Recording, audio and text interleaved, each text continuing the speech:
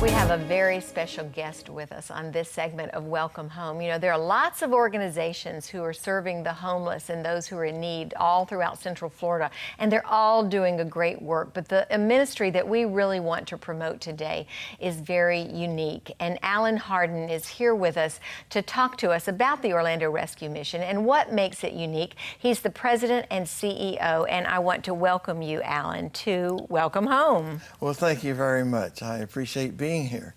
Well, you told me before we went on the air that you are actually a Central Florida or an Orlando native, right? Yes, that's right. So this is your home. This is home. How did you get started with your work with the Orlando Rescue Mission? Well, we had a transition in leadership, and I was asked to come and provide leadership as we move forward. And as we expand, the board had asked me to come and to upgrade our facilities, to expand our ability to reach people, to make a difference, to add educational programs, and to also add technology and computer programs for our people to help them with their education and ability to get employment. So you not only tend to their immediate needs, but you're trying to help these people to be able to go out into the real world and have a future, right? Oh, absolutely, and that's the key.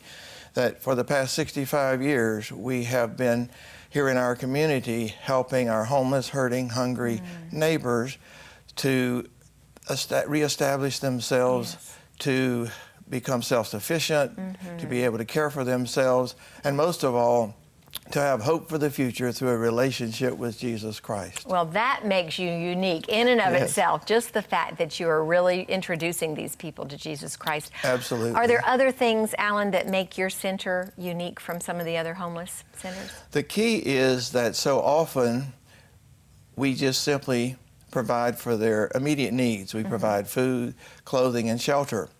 We do that, but we go much farther. The key is that you help them reestablish themselves in our community, that they get jobs, they put their families back together, they deal with their issues. So it's not a matter of just we feed them today, we feed them tomorrow, and we continue to do that. We want to take them out of this recidivism cycle of homelessness and put them back in the workforce, in a home, put their families back together so that they have a productive life. And the key is that through our programs of 9 months to a year and a half on average, we bring them in and we spend time with them. We have case managers for both the husbands, the wives, and the children, and we work with them through education, through training programs so they get the skills necessary to be able to work and hold good jobs. We have volunteers who teach the ladies how to dress for success, how to look. We teach the parents how to parent better, have parenting classes, and we teach them computer skills. We're the only Microsoft certified mission in the world. Wow. And we provide services to the community for a fee even that helps us with our cost. So the key is that you don't just meet their immediate needs, which we certainly do by serving over 400,000 meals a year, but go much further than that by loving them, helping mom, dad, kids get back together, single fathers with children, single moms with children, help them to get their family unit back together, get back out in the workforce. And we save our taxpayers in the community. That's right. No telling how many hundreds of thousands of dollars a year because we provide the service without any tax money and without any assistance from any government agency of any kind, anywhere. That's real big because when you don't accept government funding, then you have the freedom to really present Jesus Christ to these people. And that's a big part of what your program is. That's extremely important because typically with government funding comes government control. Right. And we feel like that it works, and it's been proven to work that if we take a Bible-based program and teach them how to make good decisions from a biblical perspective, to understand the consequences of bad decisions from a biblical perspective, it will help them get their lives back together and be able to work out in the workplace and be able to succeed, be able to succeed socially as well as financially. And it's important that we're able to teach them ethics, teach them morals, because they're not going to be successful if they don't understand the consequences of bad decisions and behavior that's brought them to homelessness in the past. And it probably always goes back to the home. Maybe they didn't have a lot of that kind of training and teaching growing up, and so maybe that's why they're in a place where they are now as a homeless person or someone. Absolutely. Many of them have run into difficulties of varying types. Some of them actually had lived in gated communities. Their kids were in private schools. Wow. They had 2 cars and a great life 2 or 3 years ago. Then one lost their job, then they lost their home, then they lost their cars, and it spiraled downward. They go to live with relatives, and they can only do that for so long, and they wake up one morning, they're homeless. There are those people. I mean, we have people with master's degrees who had great jobs in the past.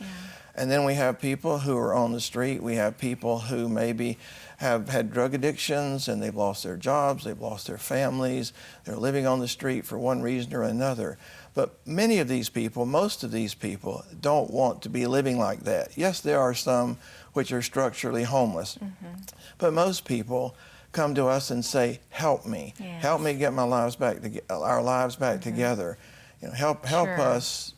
We want to live a regular life. Sure, of course. That's what we all want. We want to be normal. Yes. We want to have the good life. How do we do that? And we simply ask them to commit to us, to our program. That they commit that, okay, we will do your program. And then we say, we will help you. Yes. Help us help you, and we can make it happen. We've done it time and time again.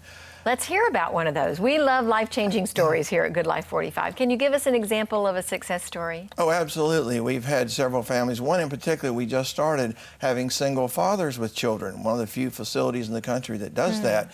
And we had Scott, had 3 beautiful kids. Wife went off the deep end a few years ago, left them homeless. He lost his job.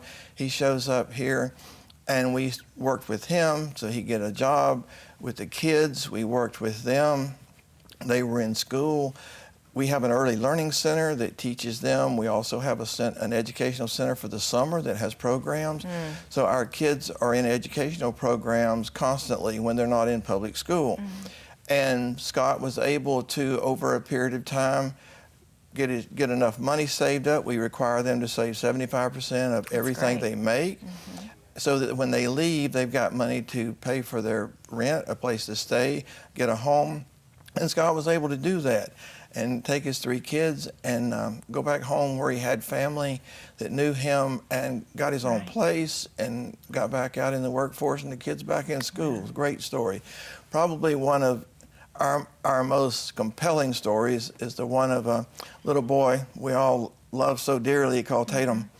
And there was a day when friends came by the mission and dropped his mother, who was a drug-addicted prostitute, dropped her off with him, 4 years old, at our facility. And I remember them standing in the door to my office.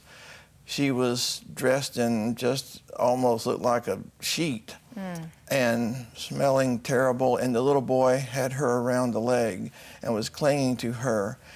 And the person who had dropped her off came by and came in and said, could you please help them? If you can't help them, they're going to be arrested in a drug roundup. And we feel like, surely you can help her and you can help the little boy.